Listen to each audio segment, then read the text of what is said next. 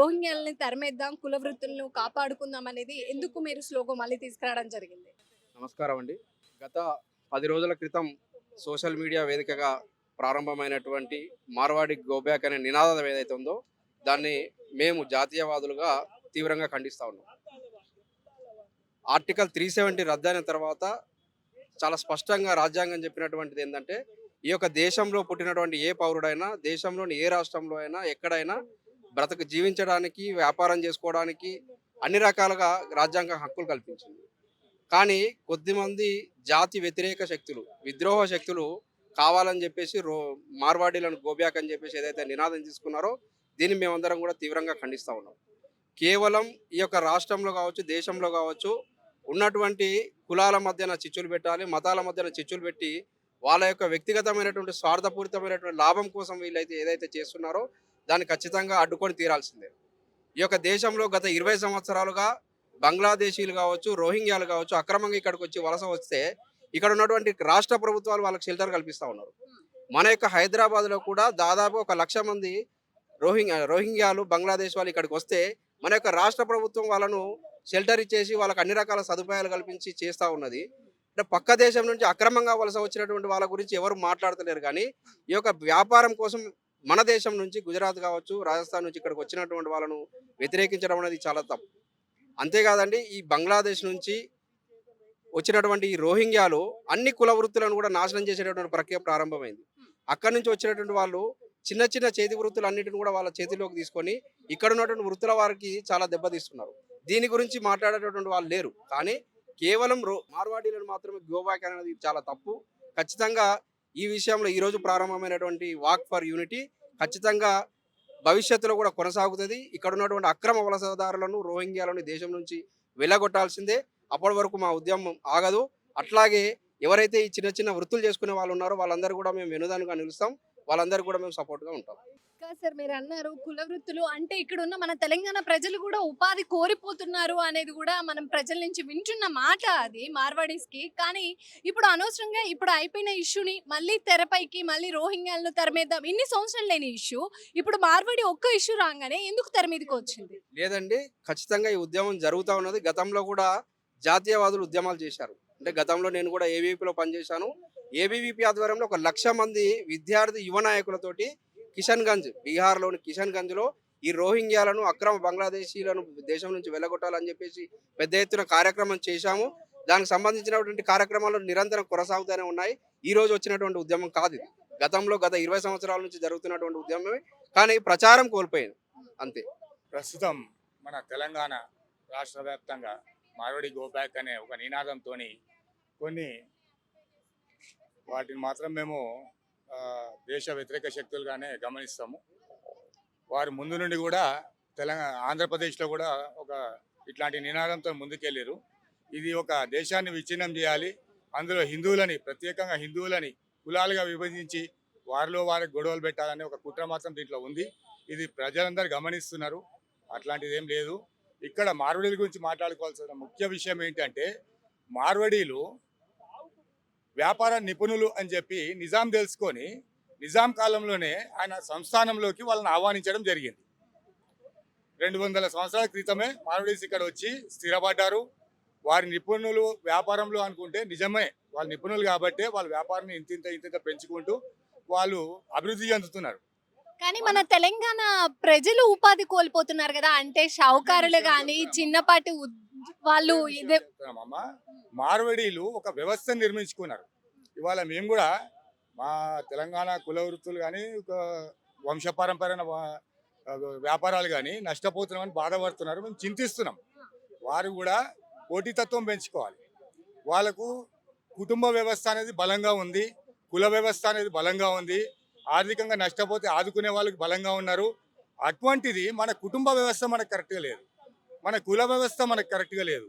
ఈ కుల వ్యవస్థ కుటుంబ వ్యవస్థని మనం కూడా ప్రతిష్టంగా నిర్మించుకొని మనం కూడా వారికి ధీటుగా వ్యాపారాలు పోటీతత్వంతో నడిపి వాళ్ళని అట్లా మనం డమ్మీ చేయాలి తప్ప ఈ ఆక్రోశంతో వాళ్ళని ఇక్కడ నుండి పంపించేయాలి, అది వ్యాపారాలు మా చేతిలోకి వస్తాయి అనుకుంటే ఇవాళ మీరు మార్వాడీలు పంపించేస్తారు, రేపు ఇంకో వర్గం చేతిలోకి అవే వ్యాపారాలు పోతాయి. అప్పుడు ఏం చేస్తారు వీళ్ళకు?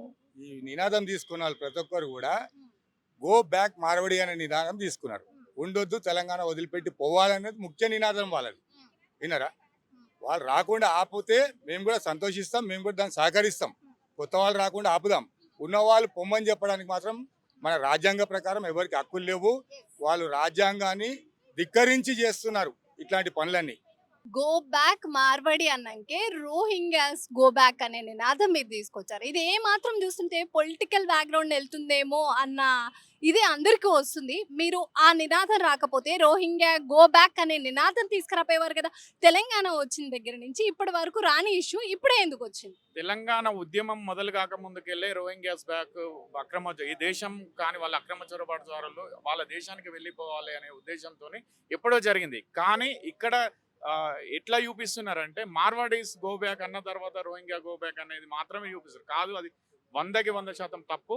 రోహింగ్యాస్ గో బ్యాక్ అనేది ఎప్పుడో తెలంగాణ అంటే గత 30 సంవత్సరాలకెళ్ళి కూడా నడుస్తుంది. ఎందుకంటే ఈ భాగ్యనగర్ అనే ప్రాంతంలో దేశంలో ఉన్నటువంటి అన్ని ప్రాంతాల వారు ఇది ఒక చిన్న మినీ భారతదేశంగా కూడా అందరం చూపిస్తాము. ఆర్టికల్ 19 ప్రకారం ఈ దేశంలో ఎవరు ఎక్కడైనా బతకొచ్చు, ఎవరు ఎక్కడైనా వ్యాపారాలు చేసుకోవచ్చు.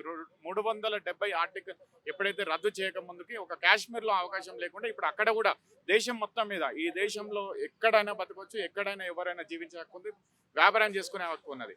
కానీ కేవలం 2 వ్యక్తుల మధ్యన జరిగినటువంటి ఇష్యూ ఏదైతే ఉన్నదో అందులో కూడా మార్వాడి కాదు, అక్కడ ఉన్న ఎస్కే జ్యువెలరీకి సంబంధించిన జైన్ కమ్యూనిటీకి సంబంధించిన ఇక్కడ మైనారిటీస్ అని ఏదైతే మాట్లాడుతో మైనారిటీస్ అంటే కేవలం ముస్లిమ్స్ క్రిస్టియన్సే కాదు, ఏ రిలీజియన్ అయితే తక్కువగా ఉంటుందో వాళ్ళని మైనారిటీ కింద తీసుకుంటామో. ఒక 2 వ్యక్తుల మధ్య జరిగినటువంటి గొడవని అక్కడ ఎవరైతే వ్యక్తి ఉన్నాడో సాయి కిరణ్ అనే వ్యక్తి దళిత్, కాకపోతే ఎక్కడ కూడా ఆయన కులం పేరు తీసుకోలేదు. కానీ ఇక్కడ ఎవరైతే నకిలీ అంబేద్కరిస్టులు ఉన్నారో వాళ్ళందరూ కూడా ఒక దళితుడు అని చెప్పేసి దాన్ని వాళ్ళకి వాళ్ళు కూడగడవడం కోసం తీసుకొచ్చి ఎవరైతే తెలంగాణ శ్యామ్ అలియాస్ శ్యామ్సన్ అనే పర్సన్ ఉన్నాడో గతంలో కూడా ఎన్ఆర్సీ సిఏఏకి వ్యతిరేకంగా జరిగినటువంటి ఉద్యమంలో ముస్లింల చెంతన ఏరి వాళ్ళకి మద్దతు పలికింటూ అదే వ్యక్తి ఈరోజు అంటే వివిధ రకాల పండగలలో వీళ్ళంతా వచ్చారు. ఇప్పుడు ఈ భారతదేశంలో వివిధ రకాల భిన్న సంస్కృతులు ఉన్నటువంటి దేశం. ఎవరు దేనైనా అడాప్ట్ చేసుకోవచ్చు, ఎవరు దేనైనా వాడుకోవచ్చు. ఇప్పుడు దాండియా పేరుతో అదని చెప్పేసి వాళ్ళకి చాలా ఇప్పుడు మార్వాడీస్ చేస్తున్న బిజినెస్ ఏంటండి, ఇప్పుడు రెగ్యులర్ గ్రాసరీస్ జ్యువెలరీస్ దాంట్లో ఉన్నారు. ఇప్పుడు దీన్ని పక్కన పెడితే మన దగ్గర వస్తున్న మల్టీనేషనల్ కంపెనీస్ ఫ్లిప్కార్ట్ కానీ ఇవన్నీ వాటిని బ్యాన్ చేయండి ఫస్ట్. ఫ్లిప్కార్ట్, డీమార్ట్ ఇవన్నీ కూడా మార్వాడీసే అండి, వారి ఓనర్స్ కూడా మార్వాడీసే. నేనేమంటున్నానంటే మన దేశంలో కానటువంటి ఏవైతే కేఎఫ్సి మనది కాదు, సబ్వే మనది కాదు, వీటి ఏవైతే ఉన్నాయో వీటిని బ్యాన్ చేద్దాం ఫస్ట్. అప్పుడు బ్యాన్ చేసినప్పుడు మన దేశంలో ఉన్నటువంటి చిన్న చిన్న కుల వృత్తుల వాళ్ళకి మనం చేయుతున్నది. ఇప్పుడు సరే కొన్ని వస్తువులు వచ్చేసరికి వాళ్ళ బ్రాండ్స్ అంటున్నాము. ఇప్పుడు బార్బర్స్ ఉన్నారు, వాళ్ళనైతే ఏం చేంజ్ చేయడానికి ఉండదు కదా, వాటిలో కూడా రోహింగ్యాస్ వచ్చారు. ఇప్పుడు కన్స్ట్రక్షన్ ఫీల్డ్లో రోహింగ్యాసే ఉన్నారు, పండ్లు అమ్ముకునే దగ్గర వాళ్ళే ఉన్నారు.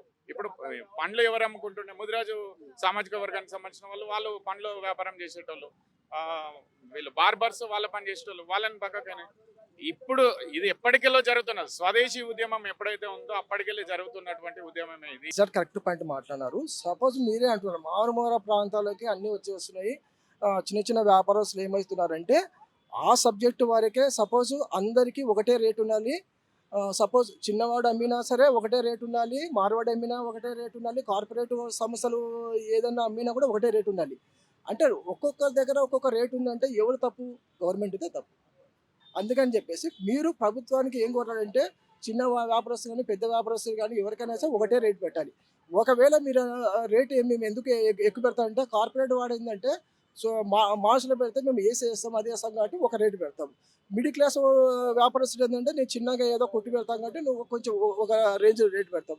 ఫుట్పాత్ పైన అమ్ముకునేవాడు ఏంటంటే నాకు ఏసీ లేదు ఏం లేదు, డైరెక్ట్ నాకు ఎంత వస్తుందో దానికి ఒక 10% 20% తీసుకొని నేను అమ్మేసుకుంటున్నాను. ఇక్కడ మాకు లేని బాధ మీకెందుకు వస్తుందని చెప్పేసి అంటే చిన్న చిన్న వ్యాపారస్తులు కావచ్చు, మీడియం వ్యాపారస్తులు కావచ్చు, కార్పొరేట్ సంస్థలు మన కార్పొరేట్ వాళ్ళు వచ్చేసి ఇవన్నీ అడగాలి. కార్పొరేట్ వాళ్ళు ఎందుకు అడగడం లేదు? ప్రజల పక్షాన మీరు ఇంతగా అంటున్నారు కదా, మళ్ళీ నేను చిన్నప్పటి నుంచి చూస్తున్నాను 70 ఏళ్ళ నుంచి మీరు ప్రతిసారి మేము పంట వేస్తున్నాం మాకు పంట నష్టం వస్తుంది. మరి ఏ రోజైనా సరే రైతుకి ఇంత కష్టం వస్తుంది కదా, మద్దతు ధర ప్రకటిద్దామని మాత్రము లేదు.